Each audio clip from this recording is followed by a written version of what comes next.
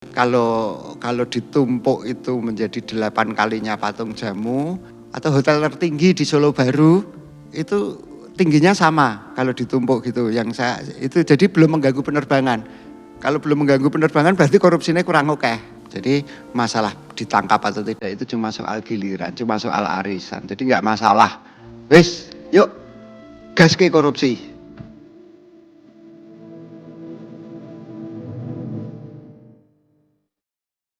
Halo, antek-antek yang para antik.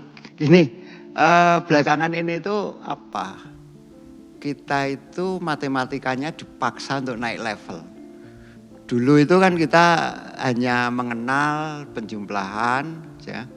Ada perkalian, ping, poro, pembagian, kemudian penambahan atau penjumlahan, kemudian apa itu minus atau pengurangan. Nah, belakangan ini kita dipaksa naik kelas karena jika dulu itu hitung-hitungannya itu cuma ya pecahan sampai 1000, 2000, sekarang itu sudah miliar-miliar, triliun-triliun. Karena apa? Karena KPK gak sregep nyambut gawe. Nah, biasanya kok sepi, lah ya sembuh nek kuwi. Tapi kalau KPK itu sregep nyambut gawe, itu kita dipaksa untuk menelan angka-angka yang miliaran, puluhan miliar atau bahkan ratusan miliar atau triliun gitu loh. Itu memaksa kita matematikanya naik kelas. Lah, di Kabupaten Sukoharjo itu kemarin kan ada apa itu?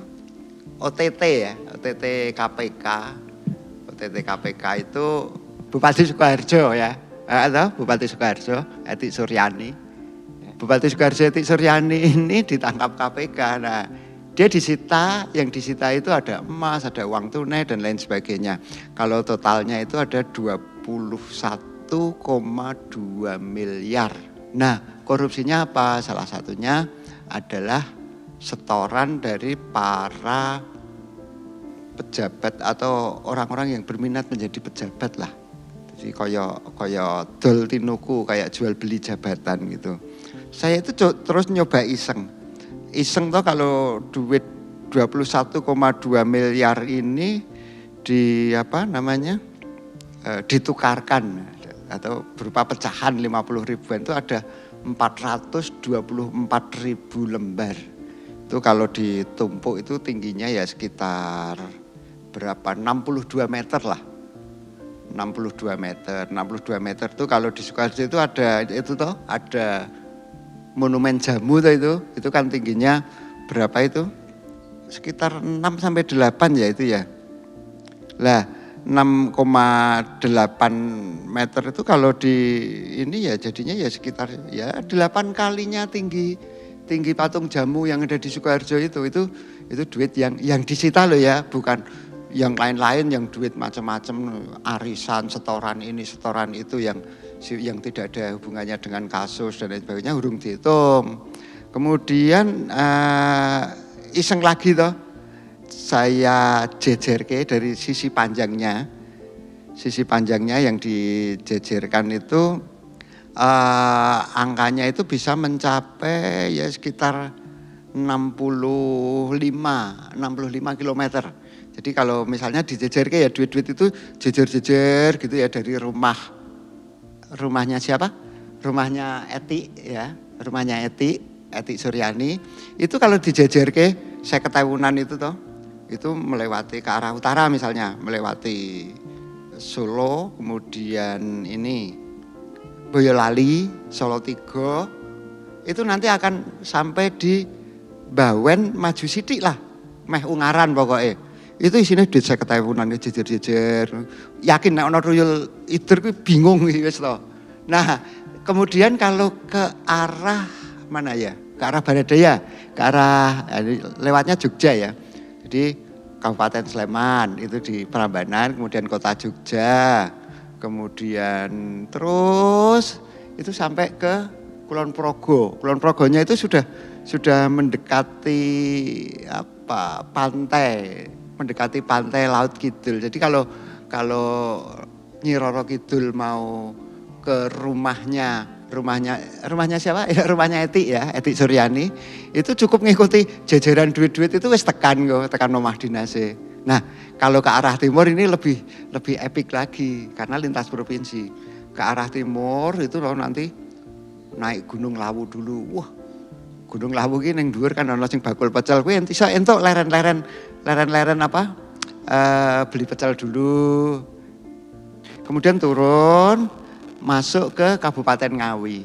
Itu kalau dijejer. Jadi kalau ditumpuk itu menjadi 8 kalinya patung jamu, atau kalau ya setara lah dengan hotel paling mewah atau hotel tertinggi di Solo Baru, itu tingginya sama kalau ditumpuk gitu. Yang saya itu jadi belum mengganggu penerbangan. Kalau belum mengganggu penerbangan berarti korupsinya kurang oke.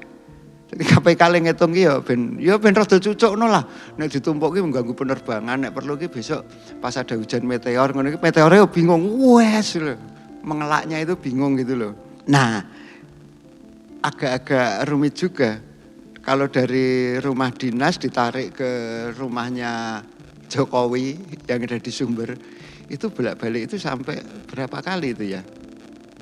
Ya 5-6 kali. Loh kenapa kok Jokowi kok enggak yang lain? Lah sing tokoh kono ki sing tak eling-eling ya cuma itu Saya mau menyebut tokoh lain itu enggak kelingannya ya itu. Desa apa yang ada di Sumber itu ya udah bolak-balik ke situ. Jadi kalau kemarin suaminya Bu Eti, Pak Wardoyo itu sowan ke Pak Jokowi, coba sesekali nggih panjenengan sambil jejer-jejer duit 50.000-an kuwi mau. Engko iso ping pira? Kan ditumpuk iso 5 sampai 6 kali satu tumpukannya itu. Akeh pokoknya. Yang kemudian agak rumit itu adalah ini menjadi sebuah tradisi. Karena apa? Dalam pengakuannya Bupati Sukoharjo Etik Suryani itu menyebut piro iki setorane wis padake karo bapak wae. Bapak itu siapa? Ya suaminya. Suaminya itu siapa? Ya mantan bupati. Artinya ini sejak dulu. Nah ketika sudah gitu kecekel KPK, ini yang paling heroik, paling epik dan ya sebagai masyarakat Jawa Tengah, masyarakat Indonesia kita harus mulai terbiasa. Mbak Eti ini masih bisa dadah-dadah ke kamera, dadah-dadah gini karo cengengesan, renges-renges terus. Sing paling jeli meneh apa? Sarang yo. Tenan. Ya wis ngono kuwi. Jadi apa yang mau diomongin dari perilaku korupsi ini? Dari apa fenomena yang bisa kita soroti? Ternyata korupsi itu tidak hukuman, operasi OTT KPK dipermalukan itu tidak membuat pejabat kita kapok. Karena sekarang muncul dogma baru, muncul keyakinan baru bahwa semua itu korupsi kecuali yang tidak ditangkap. Kalau tidak ditangkap nggak bisa disebut koruptor. Nah, semuanya itu koruptor kecuali yang tidak ketangkep. Jadi masalah ditangkap atau tidak itu cuma soal giliran, cuma soal arisan. Jadi nggak masalah. Wes, yuk gas ke korupsi.